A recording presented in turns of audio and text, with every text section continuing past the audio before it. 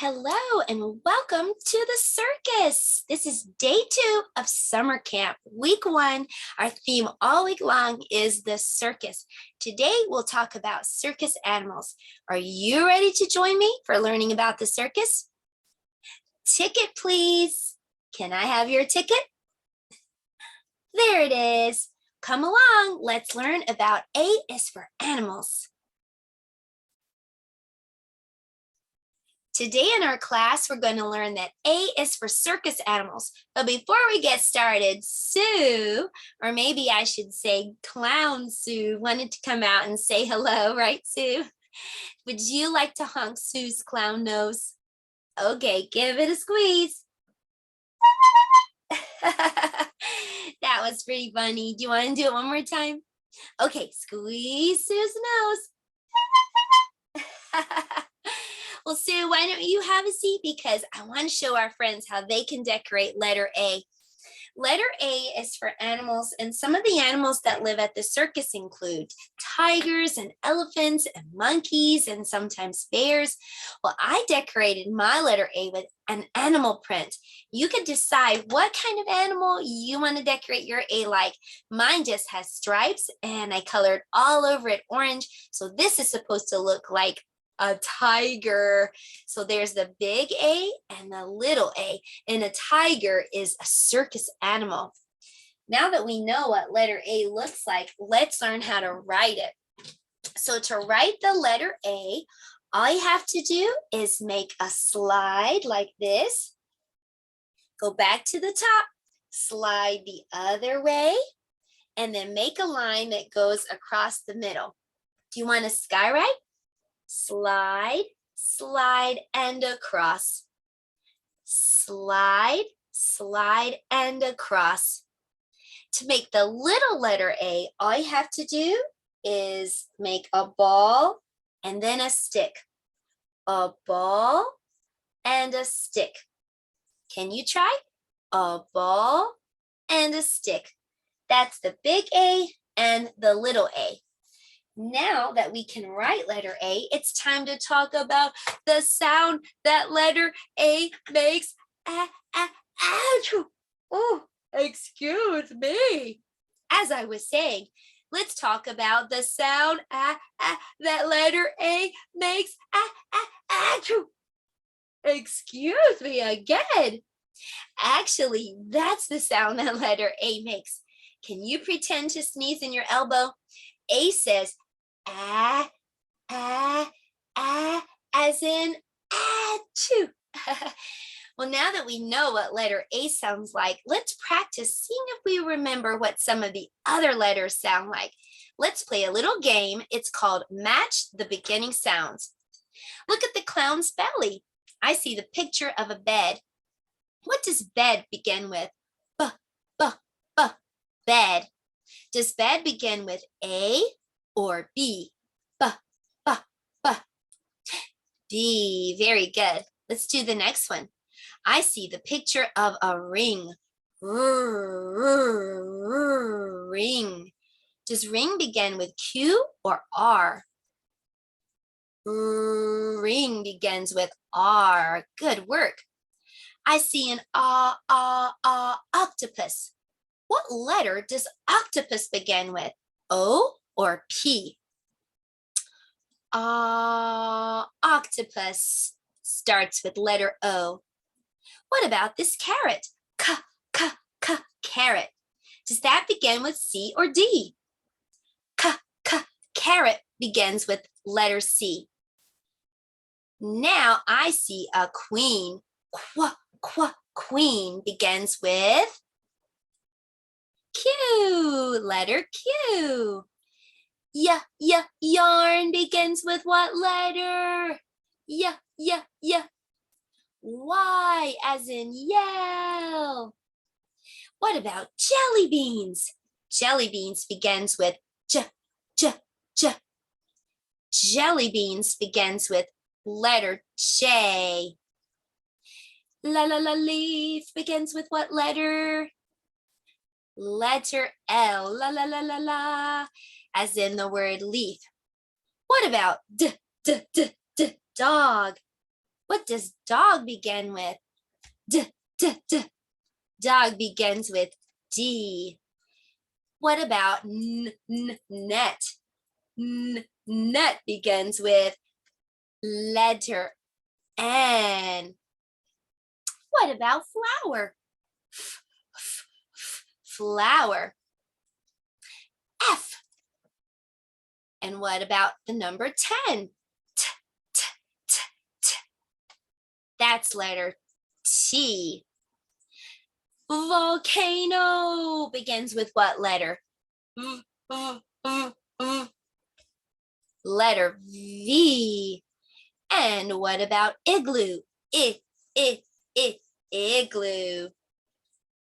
I. Last one, zipper. What letter does zipper begin with? Letter Z. Well, you did a great job practicing those letter sounds. Now it's time to do a fun math activity. We're going to be doing tally marks, and we're going to use real animal crackers. So let's go. So I have some animal crackers. These are some animals that you might find at the circus. Let's start with the elephant. This is what the elephant looks like. See his long trunk? I'm going to put one elephant right here. Now I'm going to draw one line. Can you see any other elephants over here? There's one right there. See the trunk? So I'm going to make another line. We found another elephant. Do you see any more elephants? Right there. Good job. There's an elephant. So let's make another line. Do you see any more elephants? Way down here, there's an elephant. So let's make another line. Next, we're going to be looking for the camels. The camel has a hump on the back. Let's put one right here. And let's make one line. Can you see any other camels over here? Right there? Ah, you're right. There's a camel. So let's make another line. Do you see another camel? There's one right there. I see the hump. So let's make another line. Next, we're going to look for the bear. The bear looks like this. All four legs are pointing down.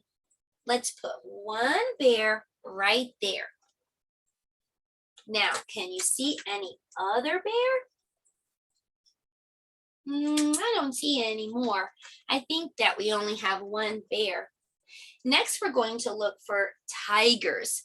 Now, the tiger has one paw that's in front of all the others, like that.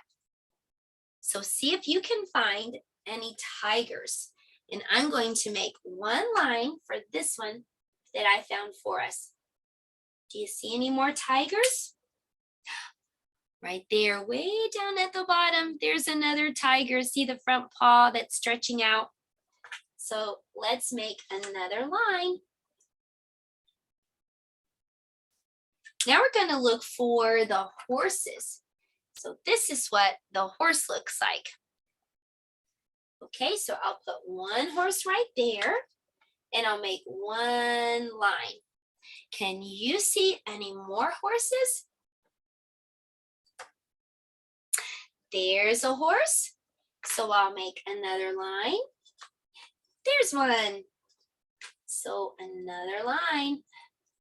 There's a horse, another line. 1, 2, 3, 4 horses so far, and I see one more, so that makes 5. When I'm tallying number 5, I'm just going to lay that number 5 line across the others. Number 5 line is lazy. So when you see a line laying across the others like it's lazy, you'll know that is a 5. Okay, let's go back and see how many animal crackers we found. How many elephants did we find? 1, 2, 3, 4. How many camels? 1, 2, 3. How many bears? 1. How many tigers? 2. And how many horses? 5.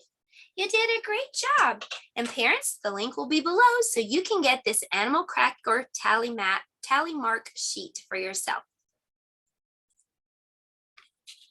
For art today, we're going to make an elephant, and I'll put the link below so that you can get a copy of this printable. So take a look at this elephant. You can color it gray like a real elephant, or you could choose to color it whatever color you would like. Does this look like an elephant? Something's wrong with the nose. The nose looks more like Sue's clown nose than an elephant's nose. What kind of nose does an elephant have? A trunk. So let's see if we can give this elephant a trunk. So first you can cut around your elephant and then get a grown-up to help you cut the middle like this. Now there's a hole in the middle right there. Does this look like a trunk? Not yet, but you can take your finger and poke your finger through, and now it looks like an elephant's trunk. So this makes kind of like a little puppet. So have some fun today. Make a little elephant and use your finger for the trunk. That was our art project for today. Now for story time, we're going to hear about an elephant and 14 other circus animals. The name of our story is The Circus Ship. The Circus Ship by Chris Van Dusen. 5 miles off the coast of Maine, and slightly overdue, a circus ship was steaming south in fog as thick as stew. On board were 15 animals who traveled to and fro. The next day it was Boston for another circus show. The captain, Mr. Carrington, was honest and sincere. He thought that they should drop the hook and wait for things to clear. But Mr. Payne, the circus boss, was terribly demanding. He stomped up to the helm where Captain Carrington was standing and screamed, "Don't stop! Keep going! I've got a show to do! Just get me down to Boston town tomorrow, sir, by 2. Then came a crash, an awful bash. Things flew into the air. The ship had smashed into a ledge that no one knew was there. The shattered ship began to tip, then sank without a sound. The splashing, thrashing animals swam round and round and round. The captain said to Mr. Payne, "Pray tell, what should we do? We can't just leave them here to drown. We've got to save them too." "The animals?" yelled Mr. Payne. "Why, sir, what are you, daft? It's me that you should rescue. Pull me up into the raft. Now, ferry me to safety, sir, before I die of cold. Don't question me," barked Mr. Payne. "Just do as you are told." Through chilly water all night long, the animals swam on until they reached an island beach just before the dawn.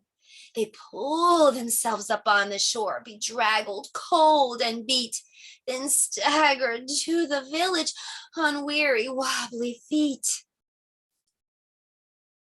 The people in the neighborhood had just begun to rise. When they saw those animals, they had to rub their eyes. They thought they saw an elephant? But wait, how could that be? And what's that little monkey doing in the cherry tree? Soon animals were everywhere and into everything. "There's an ostrich in the outhouse. There's a hippo in the spring. There's a tiger in the tulips. There's a lion on the lawn. There's a python in the pantry." It went on and on and on. Mr. Hood was stacking wood and nearly jumped a mile when he found an alligator sleeping on his pile. And Miss Dottie Daly, who grew daisies by the bunch, discovered that the zebra had been eating them for lunch. And Miss Fanny Feeney found, according to the rumors, the silly little circus monkey swinging in her bloomers. But everything changed quickly, like the turning of the tide, the night the Abbott shed caught fire with Emma Rose inside. From high above the abbot's farm, the tiger saw the shed. The sight of smoke and fire triggered something in his head. He had jumped through flames 1,000 times back in his circus days, so he ran past all the people and he leapt into the blaze. Then everybody panicked. Help, help, what can we do? When from the raging fire, something big burst into view. It was the most amazing sight, and everybody froze when they saw the tiger saving the little Emma Rose. Yay! The tiger's risky rescue changed everybody's mind. The animals weren't bothersome, the animals were kind. And so they lived together, side by side they got along. It didn't seem like anything could possibly go wrong. Until then Little Red the messenger came running with the word. Apparently a circus ship had sunk from what he'd heard. The animals are from that boat. They swam in from the bay. The greedy owner wants them back. He'll be here any day. So the people called a meeting and they quickly hatched a plan. No animal that came ashore will sail off with that man. The next day at the crack of dawn, a ship was at the pier, and up the lane marched Mr. Payne, whose voice was loud and clear. I am the circus owner. My ship sank in the murk. I've come to find my animals and put them back to work. He hiked until he came into the center of the town. His face was red. He scratched his head. He stood there with a frown. Mr. Payne looked high and low, but still he couldn't see the 15 circus animals of his menagerie. Can you spy the 15 circus animals? There's one, that's a gorilla. Oh, and there's a bear. Can you spot the other animals? Do you see the baby monkey in the buggy? Pause this if you'd like to and find all the animals, and then come back and I'll continue to show you where they all are. There's an antelope right there. And look over here, there's a giraffe peeking out the window pretending to be a flag. If you look in the water, you might see an animal. There it is, it's a hippo. And beside him, a tiger pretending to be the blanket. And just under that, you can probably see the lion. He's pretending to be a bush. Look up on the hill. Is that a rock? Or is it an elephant? Can you see a tree? Or is that an ostrich right over there? If you look where the man is stacking the hay, you might see two humps. That's a camel. And I see a zebra. The zebra has stripes, and if you look over to the right, he's peeking out from the gate. I think I also see a snake. Can you find the lady? There's a snake around her neck, pretending to be part of her dress. There's the snake. And this one's kind of tricky, but there's an alligator on the stone gate, the stone fence or wall. The stone wall has an alligator. Can you find it? Right there. There's the alligator. We spied a lot of circus animals, but do you think the circus owner is going to spy them? Let's turn the page and see. He ran around the alleyways. He searched the village square. He even checked a chicken coop. His animals weren't there. Mr. Payne was tuckered out. His heavy chest was heaving. Then Little Red stepped up and said, "Mister, I think your boat is leaving." He ran off in a fit of rage. His ship was leaving sight. So he jumped into a rowboat and he rowed with all his might. And from that day, they like to say their lives were free of pain. It was a happy, peaceful place upon that isle in Maine. The end. And that's the end of our class for today. Would you like to honk Sue's nose one more time? Okay, give it a squeeze. I'll see you tomorrow. We're going to talk about circus foods and make puffy paint so we can make some cotton candy for art. I'll see you then. Goodbye, everyone.